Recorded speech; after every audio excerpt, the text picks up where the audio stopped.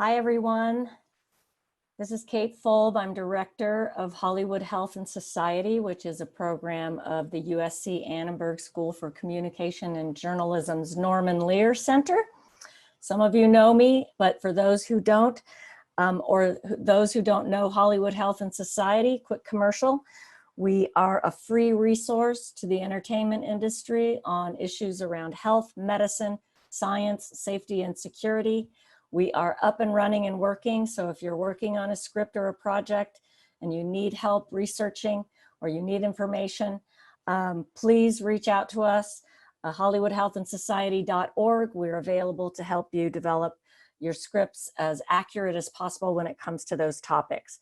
Welcome tonight to Prisons and Criminal Justice in the Age of COVID-19. We're going to talk about what's going on with the pandemic in the criminal justice system, and particularly in the US prison system. Without further ado, I'm going to introduce our moderator for tonight, Mr. Michael Winship.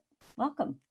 Oh, thank you, Kate. Good evening to everybody and welcome. This is the fifth in the series of discussions we've been having every week about the coronavirus pandemic and its impact on health and societal issues. As Kate, I can't remember, Kate, if you mentioned or not, but this is being recorded, and Yes. it will be available to you after we're done tonight. To any of your friends or associates who want to watch this after the fact, it'll be available. And there are many of you on this call, and you can submit your questions throughout on the Q&A function at the bottom of your screen, and we have very capable people here who will be looking at your questions and feeding them to us. And especially toward the end, I'll be using your questions as we continue, although I may use one or two as we go along.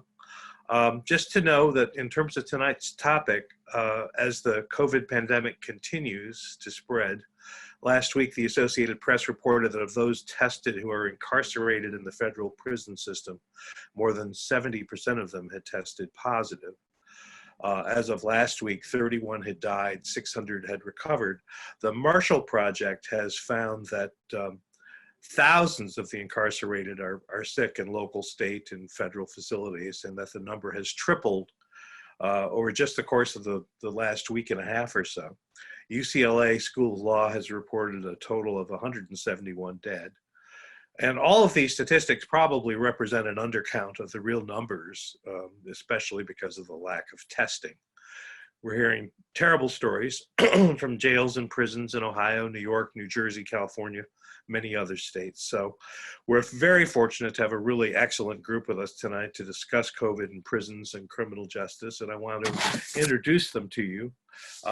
Dr. Lisa Puglisi is an assistant professor of medicine at Yale University, where she practices primary care and addiction medicine.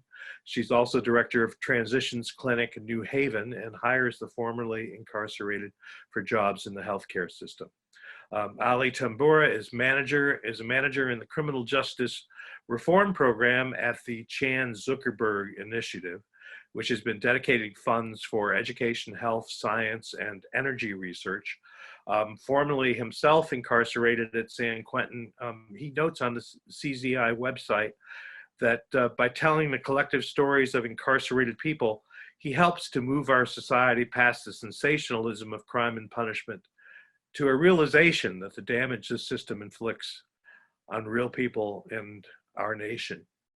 Patrice Cullors, artist, activist, part of the coalition of activists called COVID-19 Rapid Response, founder and chair of Reform LA Jails, and co-founder of Black Lives Matter. She was recognized by Time Magazine 2020 100 Women of the Year project, is author of the book When They Call You a Terrorist, a Black Lives Memoir, which I recommend very highly. And on top of her other credits, she's now working as staff writer and performer on the TV series Good Trouble, which can be seen on Hulu. Ali, I'm going to start with you tonight, and from where you are at the Chan Zuckerberg Initiative, and as a former incarcerated person, what are you seeing nationally? What are you hearing in terms of COVID in our prison system? You know, there's been a warning out when COVID first landed here in the United States that prisons would really be a hotbed for the spread of this virus and be impacted at a greater magnitude than regular society. And we're seeing that coming to fruition in the last few weeks. You just named some of the numbers, which I'm afraid that are going to get a lot higher, and we're going to see a lot more deaths in this space that wasn't really prepared to house as many people as it does now. Most of our jails and prisons are running at over 100% of capacity, and personally, I'm terrified. I still have friends that are incarcerated, so I get these calls. I got one yesterday, and people are just really terrified. Us out here in the free world, at least we have the option to take the precautions that our healthcare professionals are telling us, like social distancing. How do you social distance when you're in a dorm with 100 people or 200 people, or if you're in a cell where the cells are only 3 feet apart, as they are in San Quentin? So there's a great terror running through the criminal justice system with the incarcerated populations, and it's really not in their hands. What do they tell you they're being told? Is there any decent amount of information at all, or is it just? Well, I think most of the incarcerated population have access to televisions, depending on where you're at. Unless you're in solitary confinement or something, so they see what they have on TV. Most DOCs have come up with plans that are inadequate.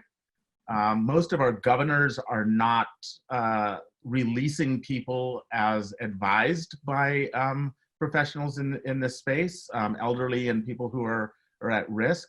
And so most of the incarcerated population, the people I've been speaking to, they know the risks. They just don't have access to basic things like soap, personal protective equipment, hand sanitizer with alcohol. It's alcohol based, and it's been banned from every correctional facility across the United States because they're afraid people will use it to get intoxicated. I think it's time to loosen those restrictions. This is about saving lives. This isn't about a few bad actors getting intoxicated off hand sanitizer. But the situation is dire, and it's only going to get worse in the coming weeks. There's also a problem too, isn't there, with telephones and computers, access to email? I mean, that has been a systemic problem before COVID-19. We have many telecom communications companies that profiteer off of incarcerated folks and their families, right? Charging exorbitant rates to make a 15-minute monitored phone call. But now what we're seeing, we've seen in a few states, they've loosened the restrictions where they're actually letting people get free calls for a few days a week. Other jurisdictions, they have just completely shut down all channels of communication. So if you get a loved one who becomes ill, they don't notify the family. The only notifications I've seen have come usually 3 or 4 days after a person's death.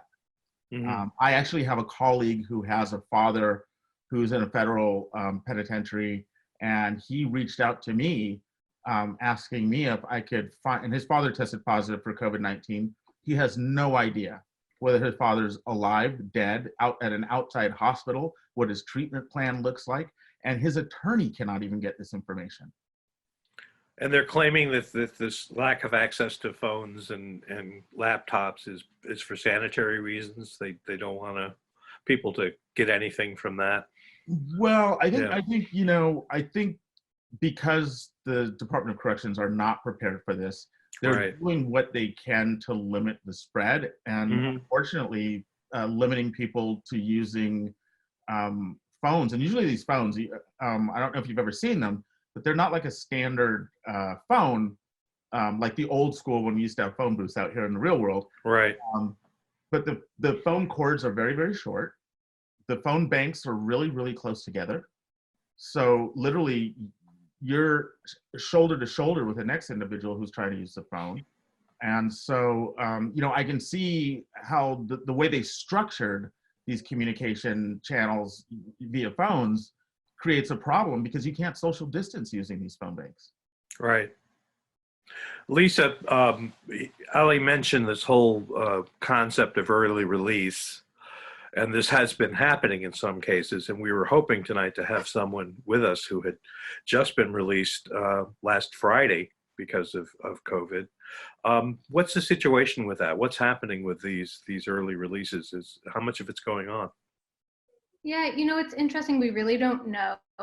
And I think that's because, some of it has been publicized. So what the federal system has recommended has been publicized and is out there. Some stuff about what's happening in California has been out there. But, in general, through my work in clinical care and then research, I have been in talks with correctional systems in a number of states that just aren't at a place where even if they're doing it, they don't want to say they're doing it. I think for political reasons and that sort of thing. So they won't call it by its name and just saying yes, we're doing what the public health experts have told us to do, and being good, making good decisions and letting people go. That is too bold a thing to own. And so there's this our numbers are considerably down. It's just much more clouded. And in some of the cases, they can't totally say who was released because of COVID and who was already end of sentence and going to be released anyway. So I think there's this kind of fear, not surprisingly, and utterly predictably, but a real fear of being bold about it because of political backlash or whatever it may be. At a time when the public really largely supports drastic reform. And so it's interesting, there's this dichotomy between a public that in most places would support big changes, and then public health experts. You have this absolute disaster going on, and all the experts are saying, let people out. It's actually what you have to do in order to be able to social distance. And then a lot of systems just being very closed about what they're actually doing. Yeah, this really struck a penal system where the healthcare system already was pretty messed up, right? It is so distorted.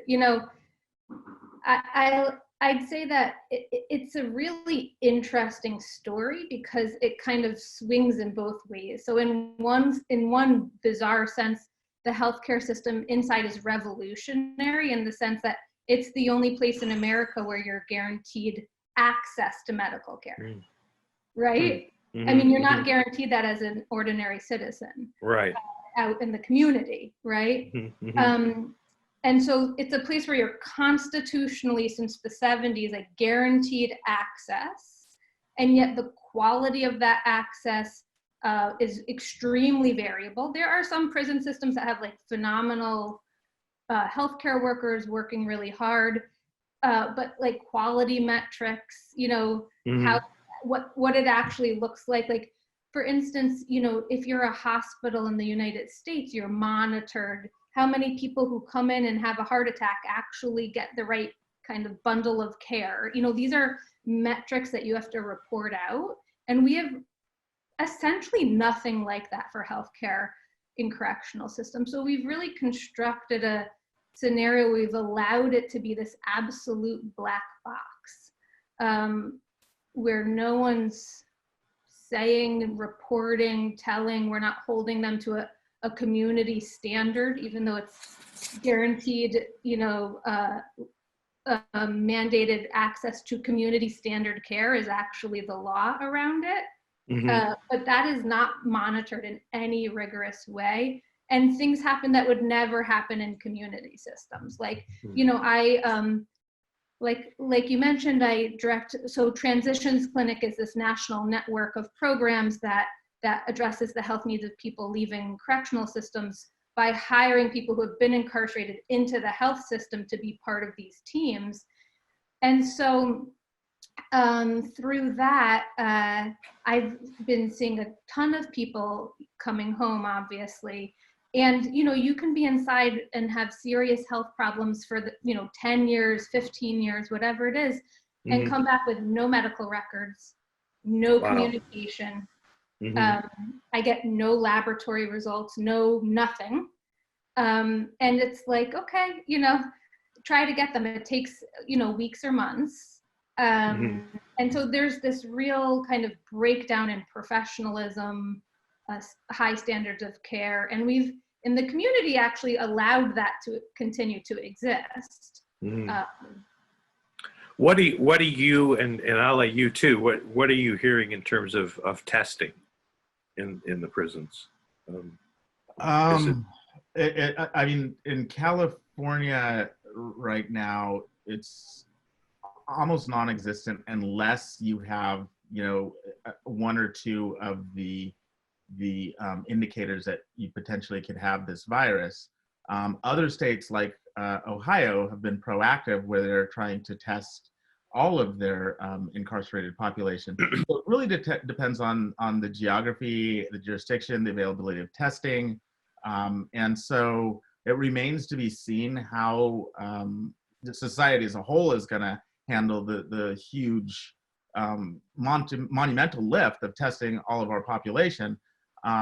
I fear that incarcerated populations are going to be the last in the line of getting testing, and for numerous reasons, obvious reasons. But I also think that we have 600,000 people a year that cycle in and out of our prisons and jails, and unless we think, and because they're hotbeds for the spread of disease, we really need to rethink that testing protocol. I mean, I think they should, obviously our healthcare professionals should be first in line, but incarcerated people are people and they need to be tested too. And it's best interest of public safety and public health to get them tested. Yeah, I agree. And I would say, Lisa, did you want to add anything to that? Yeah, I was just going to add, the way I've been thinking about it most recently is, this is a time where we're all asked to do things we don't usually do. Like everyone's in an uncomfortable space, right? We're fearful. We're working from home if you can. Or going out, like knowing that it's at your own risk. We're homeschooling children with schools shut down. We're having healthcare workers work in systems where they have no protective gear and they know they're walking into a very dangerous situation. So every person in America is being asked by this virus to do things beyond their level of comfort, right? And we have to really be asking the same of the correctional systems. Like, they don't get to exist in a microcosm where you don't have to do anything you're uncomfortable with. And I think that extends to testing, right? Like, when you look at the amount of attention now being drawn to nursing homes as congregate settings, as it should be, there are extremely vulnerable people in nursing homes. It's scary. And vulnerable people who work in nursing homes and need to work many jobs in order to make ends meet. And so I think that these correctional systems shouldn't be allowed to just make up what testing protocol they're going to do in their institution. I think that we as a community have to say, like, no, actually what's happening across the country is X in nursing homes, and we expect the same of you, given that you're housing people who are age by age, like matched at age, more chronically ill than people in the community. And anything less than that is really not at all acceptable. It shouldn't be acceptable to us in the community, right? Like, they can't just make up, we don't want to test because we're like, what will we do if we have all these positives?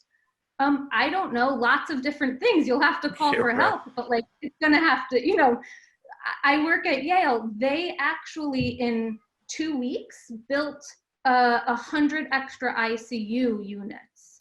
That's not something they had a plan for. That wasn't part of the preparedness, like, contingency plan. But within literally the entire hospital reorganized in a way that was absolutely beyond imagination. And that's what it takes. Like, that's what every system has to do, including our correctional systems, I would say. Patrice, what are you seeing there in Los Angeles? What's the coalition that you're part of, COVID-19 Rapid Response? What are they doing? Among other things, I gather there's a lawsuit. What's happening there? I mean, I think it's important for the audience to understand the beast of Los Angeles. LA is the largest jailer in the world. On February 29th, we had about 17,000 people who are incarcerated inside the LA County jail system.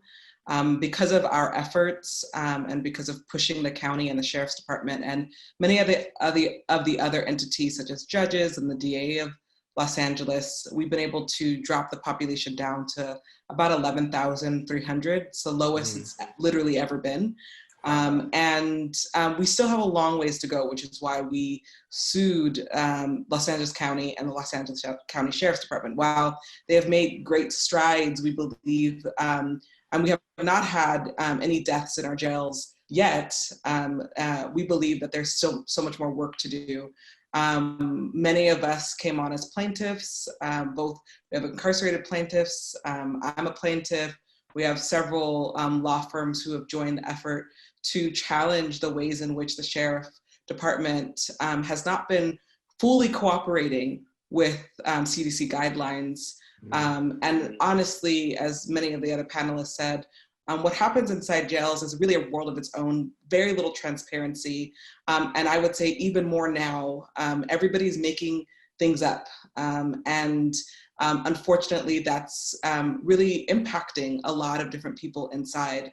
So we talk to individuals who are currently incarcerated who don't have access to soap, whose cells haven't been cleaned in weeks, who've been transported next to people who they don't know if they have COVID-19, but they're definitely coughing. There's definitely a fever. I mean, all of these stories of people who have little agency already over what happens to their lives, and especially in this moment. I also think it's really important that we understand as panelists and the audience is that we've created a criminal justice system that is addicted to punishing people. And that punishment isn't just about the time someone receives, what they receive the time for, but it's also once they get inside jails and prisons. Unfortunately, we live in a country that really hates incarcerated people and treats those people as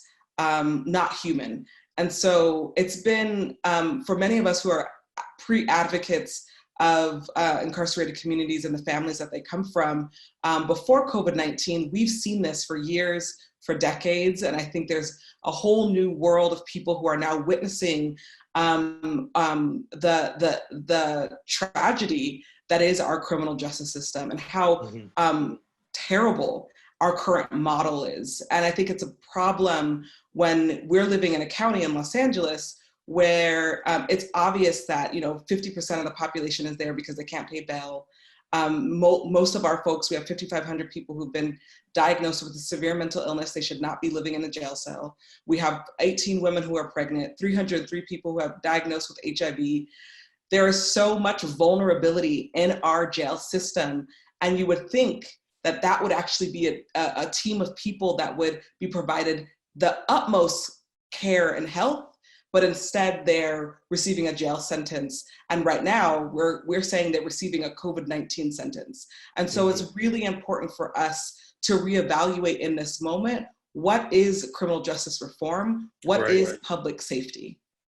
Yeah, I was going to ask you to elaborate on that because you've been fighting for criminal reform, criminal justice reform for a long time. And if you could speak any further about what COVID has revealed about the current system. Sure. I think, for so many of us, it's revealed how awful the system is. It's revealed how slow and bureaucratic the system is. It's revealed that the system is more dedicated to its bureaucracy than it is to human lives. And we see that and we ground that observation and assessment and how many people are trapped in the jails right now and don't actually have to be. How many people are trapped in the prison system right now and don't actually have to be. There's loads of people who have 6 months left on their sentence in the state who can go home now. There's no reason why they need to do 6 more months in jail. If they're going to be going home in 6 months, might as well let them back to their families so they can get the care they need. Or there are folks inside the county jail system who are literally only there because they're homeless. They're there because they were publicly drinking, perhaps. They're there for low-level offenses that have only made them more vulnerable. And so these things were happening pre-COVID-19, and now they're happening while we're in a pandemic. And when COVID-19 first became really clear that we were going to have to social distance, shelter in place, the first community I thought about was the incarcerated community. I'm someone who grew up with lots of folks in my life incarcerated. My uncle is currently one of the plaintiffs on our lawsuit. He's also inside the Men's Central Jail right now in Los Angeles. And the stories that I've heard, not just in this COVID-19 moment, but in general, what we allow to happen inside jail cells that we would never allow to happen outside in the world. And I think this is a moment to reevaluate and reimagine a completely different system. Well, I was going to ask you about that too, because I was going to ask you if there is sort of a silver lining once this is all over, this opportunity to reevaluate. I think so. I think it's an opportunity for every single government agency. It's an opportunity for all of us as advocates and organizers and healthcare providers who are mainly working inside of jails and prisons or with that population. I think we were told a lot of things weren't going to be able to happen for a long time, and they happened within months. So the fact that our jail system went from 17,000 daily individuals to that, and now dropped to 11,300, okay, well then obviously we can create more change. There can be way more reform at a much quicker pace than we were told in the past. I mean, that's happening in New York with Rikers Island. It's down. Right. It's down after they said it's going to take 10 years to get the population down. That's not the case anymore. And there's still so much work to do. And so my hope is that the advocates aren't the only ones that stick to the silver lining. My hope is that government officials, government agencies actually show up for this moment, not just right now during the pandemic, but post the pandemic. There's so much work to do, and and we can just make a much better system for everybody involved. What kind of impact is this having on the court system itself and the so-called swift administration of justice? What's happening with that? Is it really slamming them as well? So it's interesting. So there's so many systems at play, right? And so we have to first look at the police. The police pick someone up, and if they book them, then that person will probably end up going to a court date. That court date means that there's going to be a bunch of contact with different people. That person may have to go back to jail because you don't sort of get a sentence immediately. When we first launched our demands at the local level in Los Angeles, we launched demands towards the Sheriff's Department, LAPD, and towards the DA's office and the LA County Board of Supervisors. And our demands to law enforcement was, don't arrest people if you don't have to. If you don't have to arrest people, don't do it. So for the Sheriff's Department, they were arresting 300 people a day. That went down to 60 people a day within weeks, actually. And crime has not gone up. So there's just like one myth buster, right? That if the police are arresting people, it means that crime is being reduced. Well, that's just not true anymore. And now we get to see it, and now there's facts around it. With the court system, it's been a little bit more tricky. We have had to challenge judges and DAs to close the courts, go to video conferencing, and that happened really slowly. Many of our public defenders were going to court without PPE.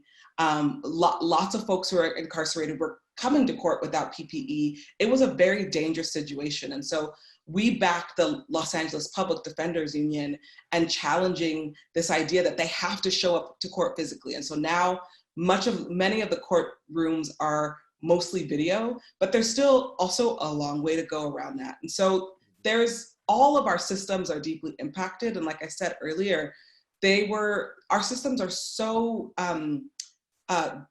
trenched in bureaucracy. I mean, it's as if bureaucracy is God. And so we've had to really challenge our administration and say, there's a pandemic. We can do this differently. It doesn't have to happen like this. We don't have to risk lives. And that has really come from advocates and organizers. I think we've been the ones pushing and pushing and pushing, and we see more and more change. Lisa, I wanted to ask you about also the problems with prison guards and prison staff who are walking in and out of these facilities, and presumably they're bringing disease in and taking it out of the prison system. Is that an issue for you? Or, yeah.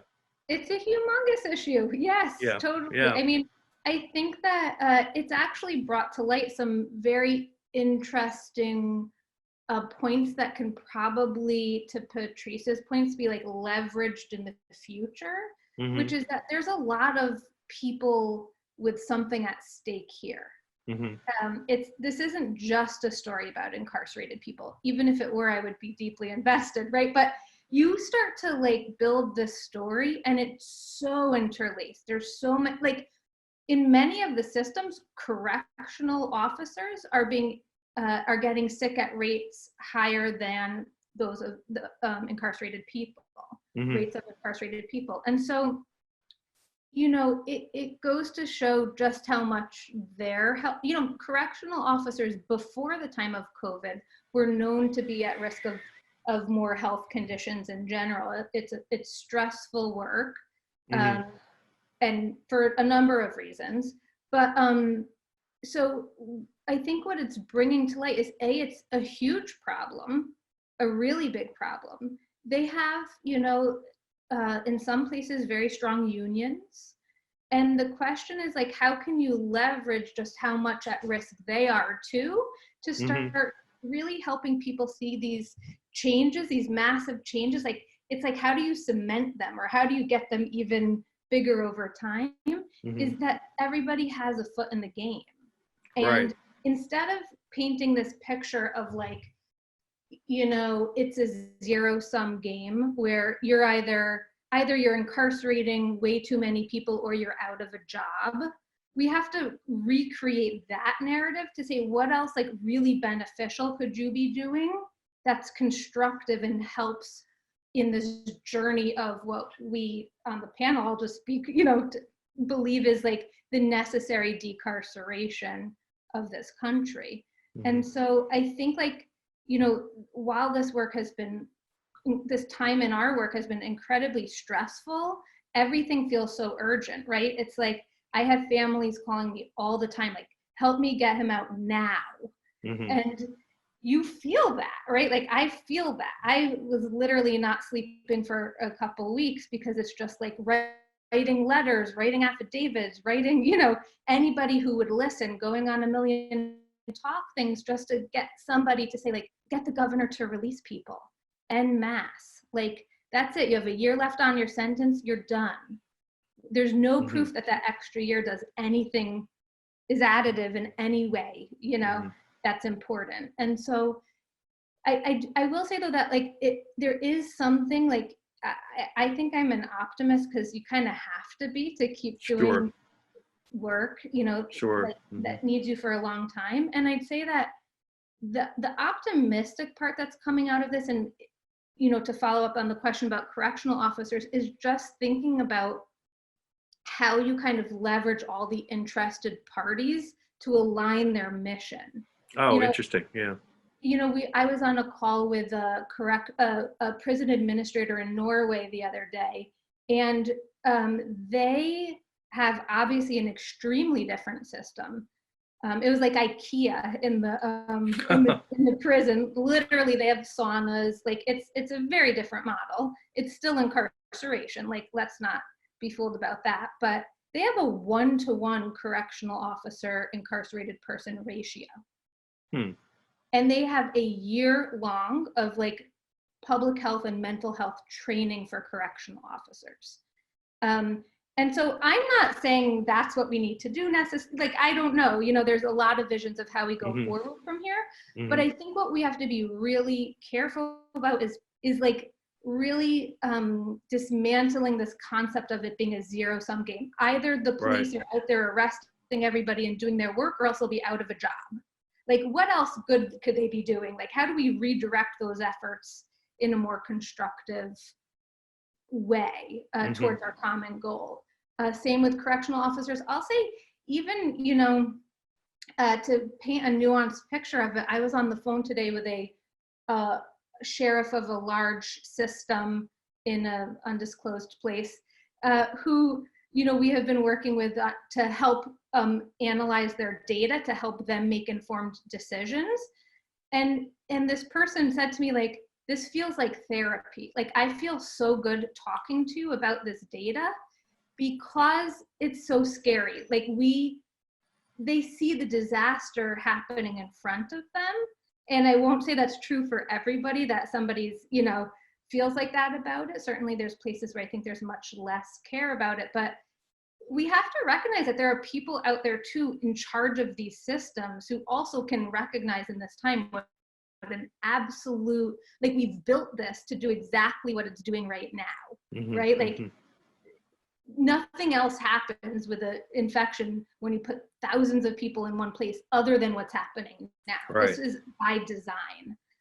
But when you watch it go down, it's upset. It can be very upsetting even to the people who are in charge of it. And so I do see that there's promise in even, you know, prison and jail administrators. Like, this is an opportunity to help reframe how things can be better. Well, here's a question that for all three of you that sort of arises from what Lisa was talking about, from someone named Craig, who's been watching tonight. He asked, how does our current political situation impact the incarcerated and their efforts to weather the epidemic? When you say political situation, I'm imagining you're meaning national situation. Yeah, I think there's a variance here between the national situation and state by state, certainly. You know, I think it's complicated. In some ways, for us in California, I think our state has done one of the better jobs of, you know, social distancing, following CDC guidelines, sheltering in place really much earlier than other places, not opening up as soon. But where we're still not getting it right, and historically California hasn't gotten it right. In fact, California's led the way in many, you know, punitive, draconian laws like 3 strikes and the gang database. And so in some ways, Los Angeles County and the state of California is not getting it right when it comes to incarcerated communities. There is a campaign that we've launched at the local level called Test Them All, where, you know, as Ali said earlier, in California and in Los Angeles, they're only testing if someone has symptoms, and we all know this is also asymptomatic. So why not push to test everybody? We now finally in Los Angeles County, you can get tested even if you don't have symptoms. Anyone could go get tested except if you're incarcerated. And so this is a problem. It's literally, we live in 2 different nations. One where people have access to things, and another where people have access to very, very, very little. And when you're stuck inside a jail cell or a prison cell, when your literal body is a property of the state, you no longer have say over what happens to you. And so I would say that many of our states, and especially at the federal level, right? You said it earlier, Michael, 73% of the federal prison population has tested positive. We should just say basically everybody in federal prison has COVID. Like, there's no 73% at that point. Everybody has it. If you're around everybody, there's no social distancing. And so folks didn't act fast enough. We did not act fast enough at the federal level, at the state level, and we definitely didn't act fast enough at the local level. And so now there has to be a lot of repair.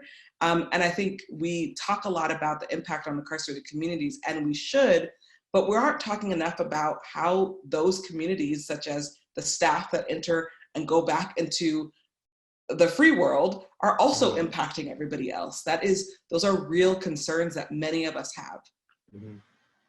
I would say, just to add to that, the political climate, specifically when it comes to criminal justice reform, for politicians, it's a scary realm. It's getting better and better. It's being more acceptable because this is really it's not a partisan issue. Everybody believes that we need to do a better job with our criminal justice system. However, we all remember the Willie Horton thing. What was the Mondale presidential election where Dukakis got released early and went out and committed a crime.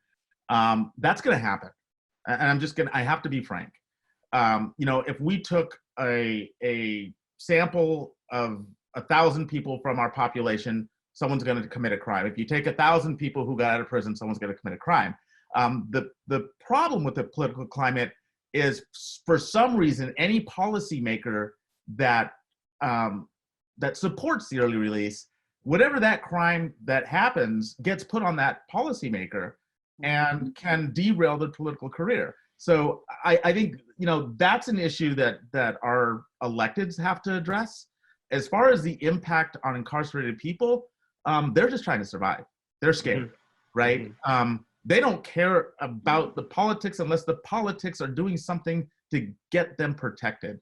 We've seen some really, really phenomenal work by advocacy groups and formerly incarcerated people. I just last week in Louisiana, a formerly incarcerated leader, a man who did 27 years for a crime he did not commit, donated 8,000 masks to the Louisiana State Penitentiary there, right? And I think when this is a moment for correctional officials and incarcerated people to actually come together. It's supplying like this really, really great opportunity. Most of the time it's an us against them. We're the good guys, they're the bad guys. We're here just to lock them up and warehouse them. But now everybody's health is at risk, right? And when you see the work, I'm so proud of the work of advocacy groups. And a lot of this stuff goes unreported, but giving rides home, making sure people have food, making sure people leaving have a cell phone. They're filling the space where our government has failed, right? The idea that a formerly incarcerated person has to take PPE to a state penitentiary, it's just indicative of a massive failure on the government level. And this is one of the things, another thing I wanted to bring up. And a lot of times we demonize Department of Corrections across the country. And I argue that a lot of our electeds, when we did this experiment with mass incarceration and this war on drugs and passing all these draconian laws, like Patrice was saying, our electeds didn't give DOCs latitude or the resources that they needed to house the amount of people that they house effectively, right? All they did was increase security, increase staff, and increase beds, but they didn't increase access to healthcare. They didn't have mechanisms in place to deal with pandemics, things like that. So it's not just that these heads of the Department of Corrections are bad people. Like Lisa was saying, you meet people and they're just so frustrated. They're like, we see these problems, but they don't have the resources, nor do they have the authority to make changes to their own systems. Like, this goes up much higher. Like, this is state legislatures, this is district attorney's office, sheriff's offices. Everybody needs to get on the same page to do this better. And the last thing I'll say on this is we've been advocating for bail reform. I know Patrice and all the advocates across the nation. And now all of a sudden, these county jails can release all of these people and say, oh, it's safe to do it. Why wasn't it safe to do it before? I mean, you've got to be kidding me, right? And we can chase the money and do all these other things. But right now, I think it's really about saving lives. And the more we can get the word out there, the more that we can advocate on the same level for correctional officers as we do for incarcerated people. And as this pandemic starts really hitting the prison system, I think we really just have to come together as a community. We're all people, whether you're incarcerated, whether you're, you know, a politician, or whether you're correctional staff. We're all people. This virus doesn't discriminate. And it's a time for us really to come together and make sure that it has the lowest amount of impact it can have in the carceral setting.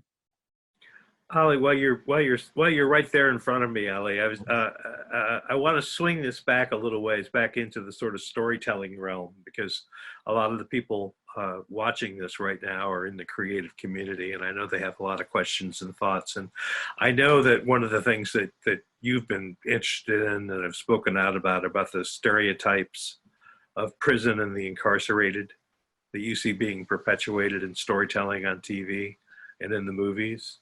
And what are some of those stereotypes, and how do we change those? And Patrice, that's for you too as well. But you know, and I've spoken about this before a lot. I don't accept pejorative labels at all. I am not an ex-felon. I'm not an ex-con. I am formally incarcerated. I am system impacted.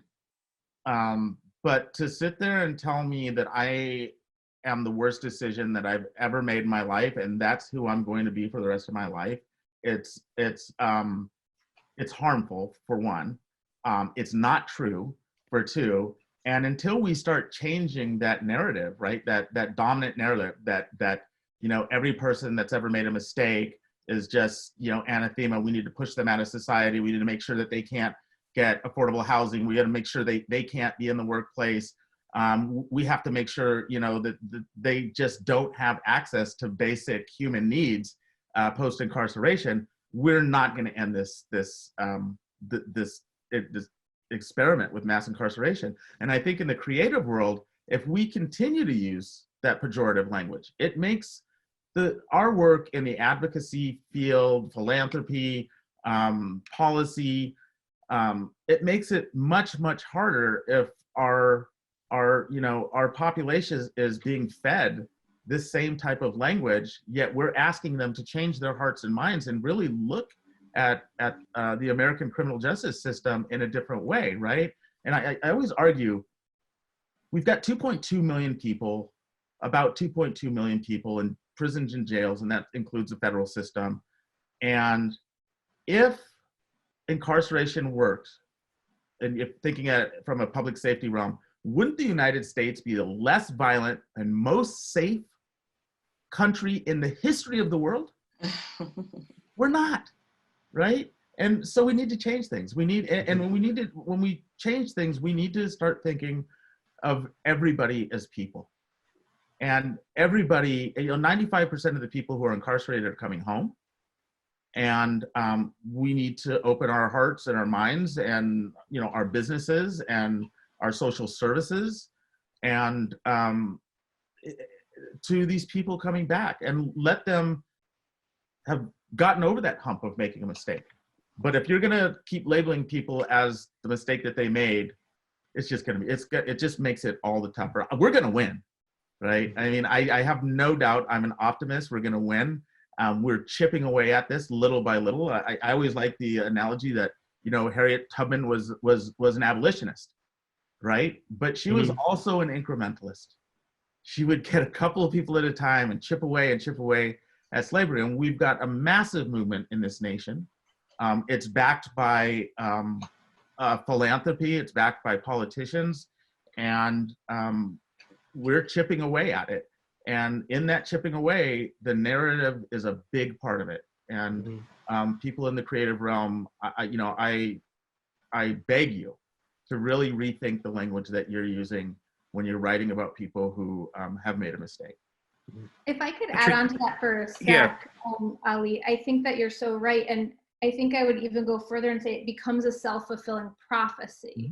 Like if an ex-con can't get a job, a formerly incarcerated person can go to college and get a job, right? It's the same person reframed in a different way is successful or not successful.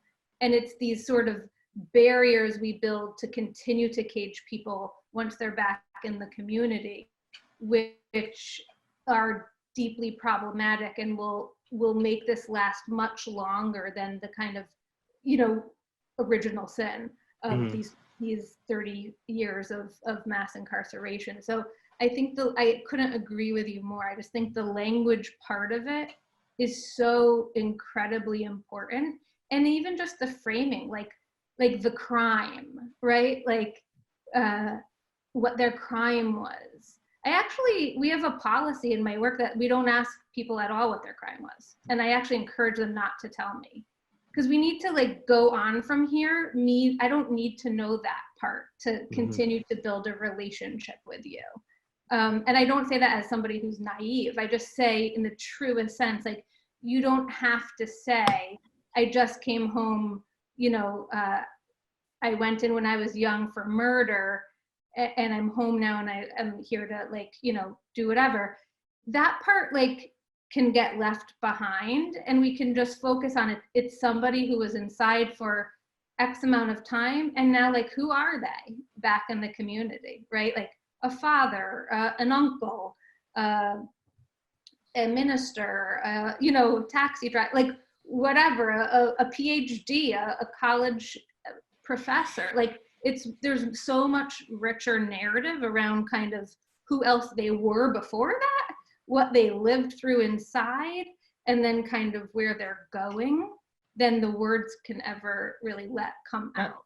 I want to add just a little bit to that. And what I'll add is that when you marginalize people or you use language or labels that takes away their humanity, it makes it much easier for other human beings to, it gives them license to brutalize them, right?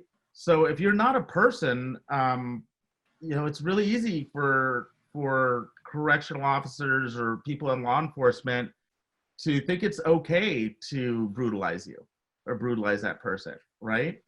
The difference between a convict and a person who's an incarcerated person, you've got to keep that person in there, right? And so I argue that even, and I think you, at least you talked about going, had the privilege to go to Finland and Norway and tour their correctional facilities. And their punishment there is really your loss of liberty. That's it, right? They don't take away your clothes and give you a number and label you prisoner. They don't do all the dehumanizing things that the American carceral system does or criminal justice system does, because they don't want you to become institutionalized. They don't want you to become broken. They have a concept called normalization. You wash your own clothes, you cook your own food, you do the things that make you a human being, right? And they treat their wards as human beings. And I think until we get there, which we will get there, everybody can play a part in just changing this. And language is huge. Patrice, I was given to understand, I'm not sure if I'm right about this, but I understood that the writer's room on your show, Good Trouble, that you've already been talking about introducing coronavirus and its impact on the prison population in your show. Is that right? We should be. Yeah, we're all discussing it in the room right now. Feels like it would be inappropriate to not talk about it on our show once we go back, how deep we dive and how long we take that route. It just all depends on what we're able to shoot. But yeah, we have a full-on storyline around the county jail system and the criminalization and how it intersects with different communities. So that conversation is very important in our room. I'll also say that, to just answer this question, because I think it's a really important question around narrative. Much of what we see around the media around people who've been incarcerated is that it was their personal failures that led them into their prison sentence. And we often don't see that there's actually a full-on system that sets up whole communities to be swallowed up by a criminal justice system. And I think that's a really important differentiation. One says that this human being made these mistakes, and it's their personal responsibility to, to really pull yourself up by your bootstraps model, versus there's a completely, there's a full-on system, very, very rich, very powerful, that's preying on mostly communities of color, mostly poor people. And in that preying, children are being locked up for life. Children are being hunted by adults, police, and killed. Vulnerable human beings who can't feed their families or having a hard time, they just lost a job, are being swallowed up because they are desperate and trying to figure it out. And so that to me is a very different narrative. And I think we need to think about, as we're telling stories, it's really easy to, because as storytellers, the kind of framework we have is an individual, and you really want to focus on what they've done. And it's much harder, especially in the scripted space, to sort of talk about systems. But I think it's actually really important. And, I think a series that did a really good job at that would be When They See Us. When They See Us could have been a story about these boys and very narrowly focus on their lives.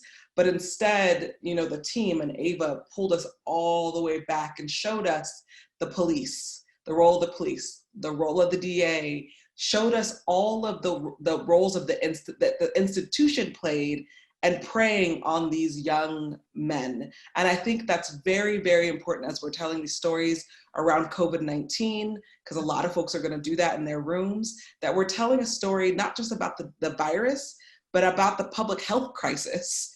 We would not all be, or the animal rights crisis, we would not be in this situation if there weren't multiple crises that existed before we had COVID-19. COVID-19 only amplifies the current crises that we live in. Are there other stories along those lines we should be telling right now that are especially relevant to the current situation? Or I think you did a nice running down of them at the moment. Yeah. Anything else?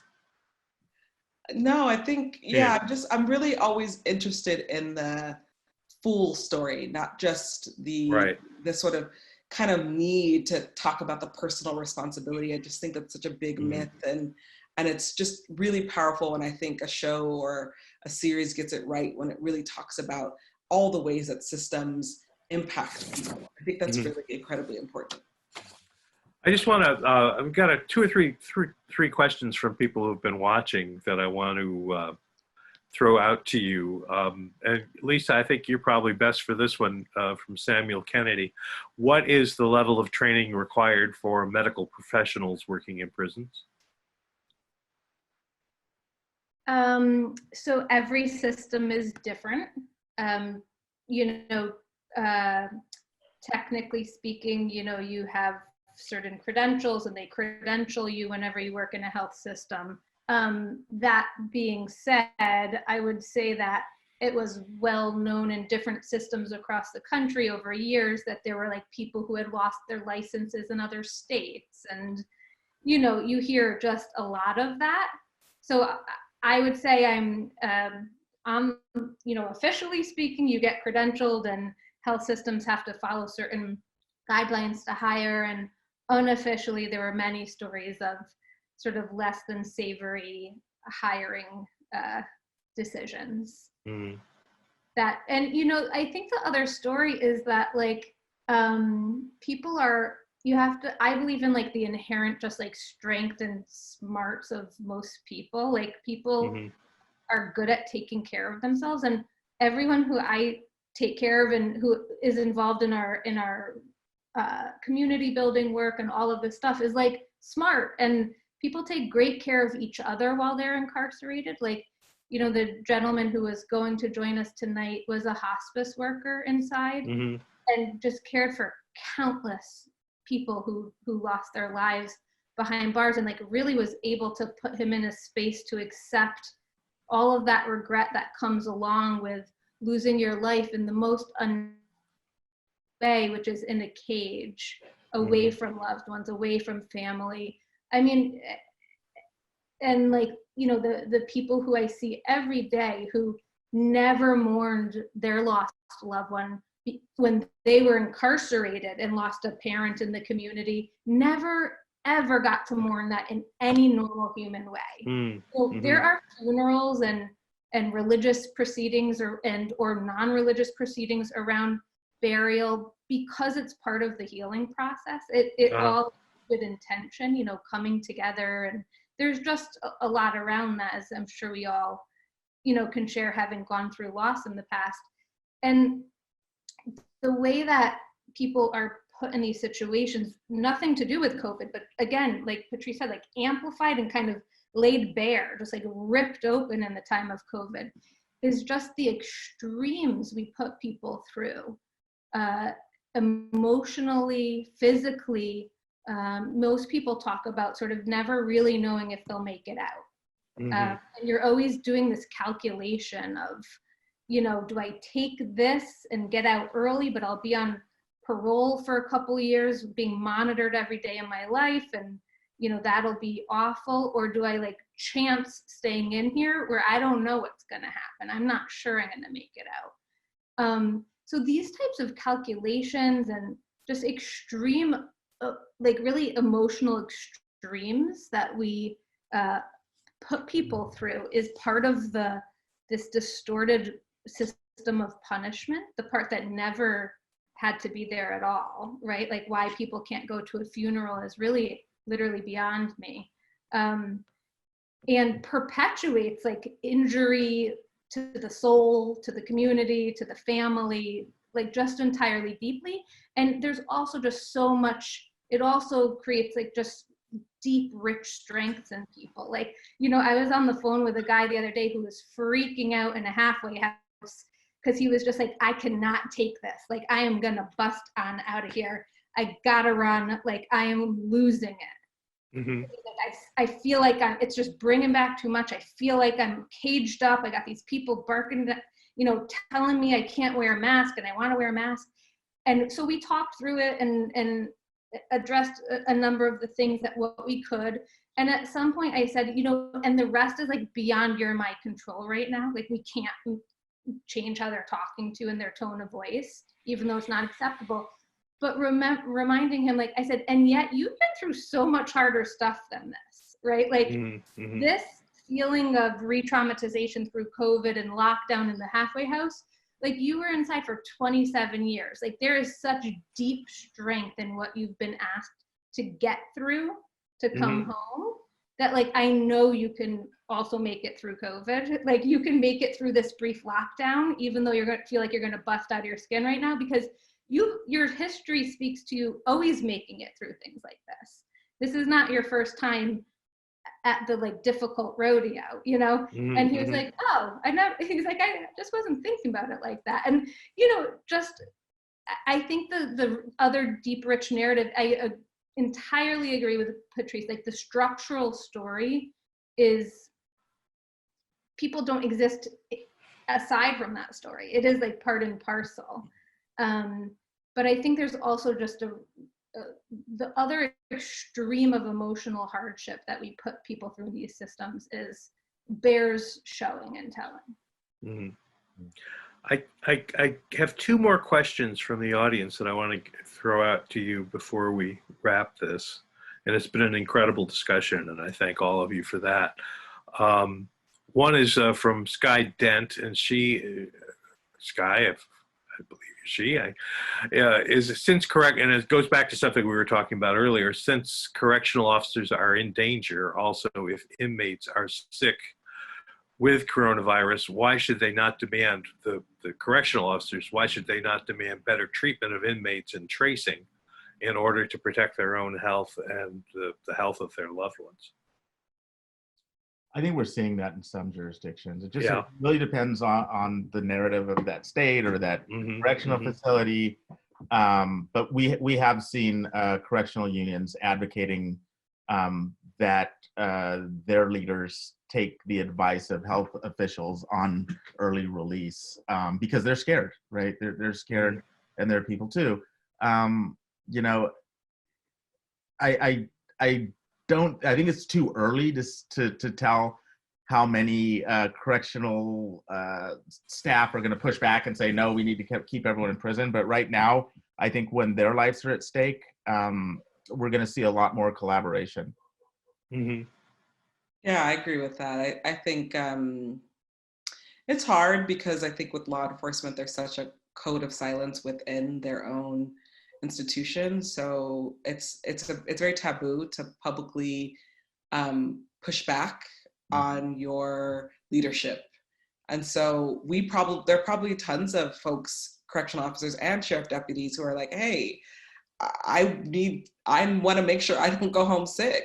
But it really does depend on the leadership. It depends on the executive leadership, and in some places, executive leadership is moving quickly, and some they're not. And so, yeah, I think folks understand, just like healthcare workers and hospitals, came out really early whistleblowing and saying, like, this is unacceptable. Like, we're being asked to show up without masks, without the proper masks, without the proper equipment, and we saw loads of people come together to support those folks. But it's a very different industry, law enforcement, and there's very different rules.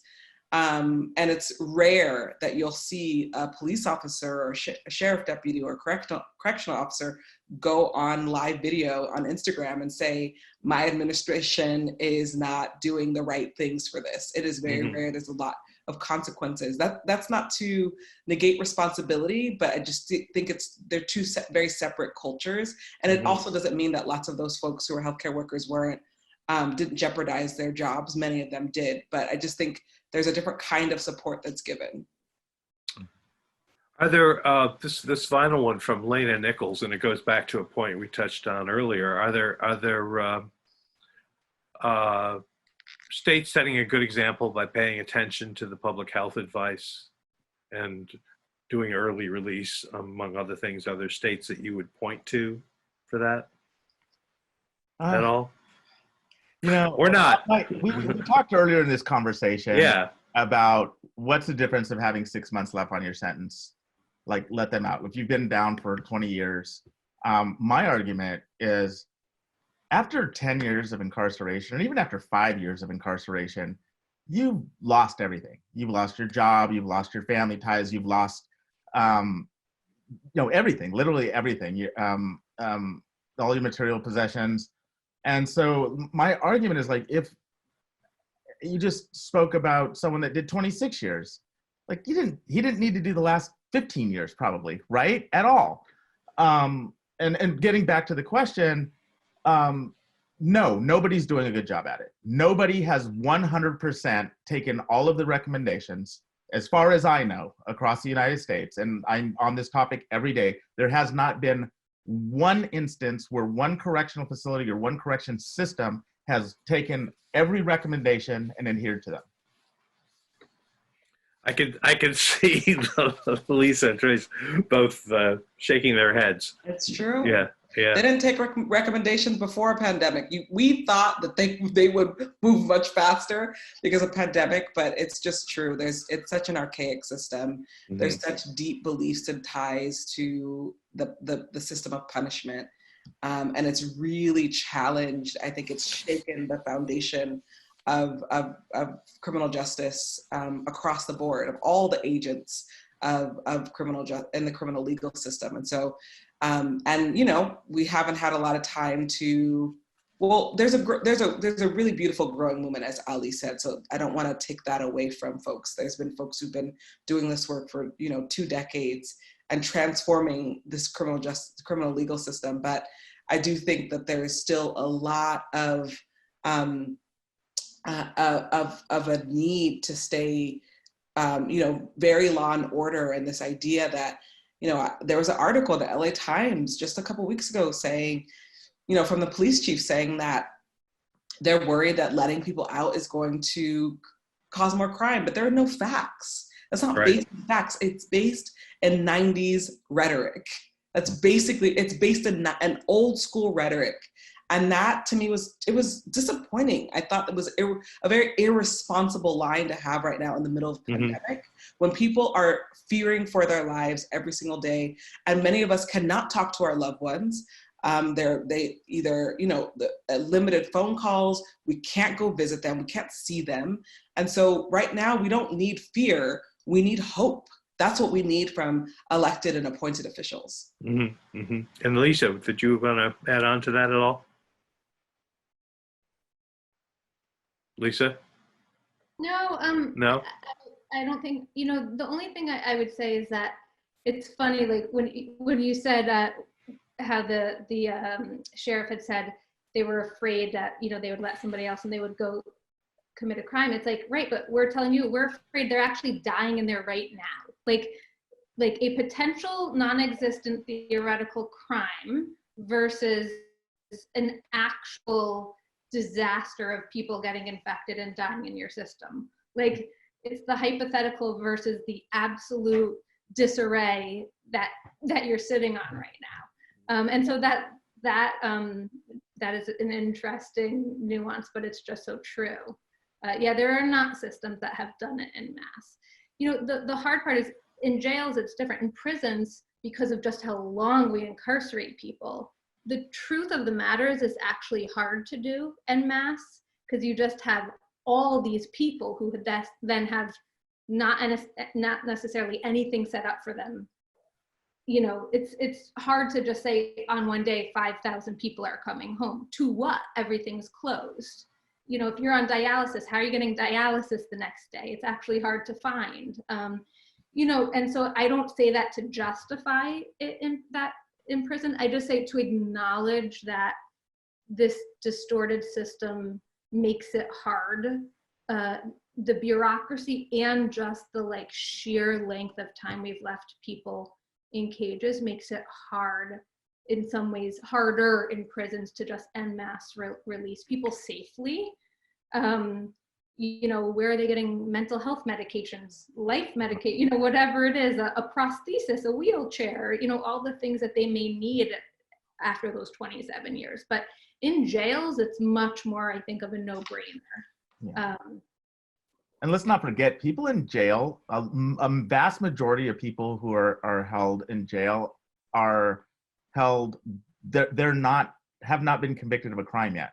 Yeah. The only reason that they're in jail is because they cannot afford bail, right? And so imagine, you're potentially sentencing someone to COVID-19 because they don't have $250 to bail out. Right. And then on Lisa, on your point, I actually had a conversation last week. I probably shouldn't name the person, but a corrections official, and I asked him point blank. He said, I want to release more people. I want to release more people, but we don't have beds for them. We don't have this. And I said, well, how many people coming out of your system actually go to a transitional house or a reentry facility compared to how many people can actually go home? And so he goes, oh, let me get back to you. And he got back to me. 70% of the people have a place to go. They can go with family. So start with those people. If you can let 10,000 people, if you want to let 10,000 people out, start with the 7,000 that can go directly to with a family member. So I think that argument, we have to start dispelling that argument with correction officials, because they have data. They have, people who have parole plans. They know who has family members. They know who can take them in. And it'd be great to get everybody, but you can at least start there. There's no more, we can't release anybody because a few people might not have a place to go. Release the people who have a place to go. Absolutely, I agree. The other thing, Patrice is leading all this organizing. There's other groups around, really in many communities across the country right now, organizing and leading hyper-local efforts, and they're there too, right? Let's utilize the power and the resources in the communities that are building up to welcome people home, and who are also doing unprecedented things, conjuring up phones, finding people places to stay. We've had lots of talks in our group, there are empty college dorms, city college, local state colleges all over this country that are empty. Why? I the model that Impact Justice, I think I mentioned it earlier. So the Impact Justice here in the Bay Area has a models like the Airbnb model. If you have an empty space in your house, you can get paid to have a person stay with you. And what's really cool about that model is that the incarcerated person usually becomes part of the host family's social network. So, they go to religious services or, ball games. And for many people, it takes them out of that old neighborhood, that mindset, shows them a different way of living. And I just think it's an awesome model, and hope that we can like scale that across the United States. I think it's time to really stop depending on our government to do the things that we can do as a society. It doesn't mean we stop pressuring our government. It doesn't mean we stop advocating for policy and systems changes, but there's a lot that we can do in the advocacy field to advance this too. And I'm like so proud of people like Patrice and the people in this advocacy field that are doing all of this tremendous work on the ground that vastly goes unrecognized. Right. Well, listen, Ollie, Patrice, Lisa, I want to thank you so much for this. It's such a great conversation. It's been incredibly revelatory and interesting and helpful. I'm going to throw it right back over to Kate, but I just want to thank Kate and Leica and Melissa from Hollywood Health and Society, and also our colleagues at the Writers Guild of America West and the Writers Guild of America East, who've been helping us with this. As I mentioned at the beginning, you'll still be able to watch this online in a day or two, so you can tell your friends, but they'll be able to watch it. But I want to hand it back over to Kate, who has a couple of things she wants to talk about, and also about our panel next week. So thank you all again. Thank you. Yes, thank you, Michael, and thanks to our panelists. This was a fantastic discussion, and I've got so much to think about. Thank you so much. For those of you, before we leave, we have a survey that we'd love for you to fill out. Tell us what you thought of tonight's panel, and that will come up as soon as the meeting ends. We'll also email it to you if you can't get to it tonight. Next week, same time, same station, we're going to be dealing with race equity, or shall I say race inequity, when it comes to the age of COVID-19. We have Dr. Rich Besser, who is the president and CEO of the Robert Wood Johnson Foundation, joining us, as well as a number of other fantastic panelists. So I hope you'll join us again next week, same time, same station. And if anyone needs to reach out to Hollywood Health and Society to ask for some help with the projects you're working on, you can just go to hollywoodhealthandsociety.org, all one word, and there's a way to reach us that way. So thank you again, everyone. Thanks to Michael and to our panelists, and have a good evening.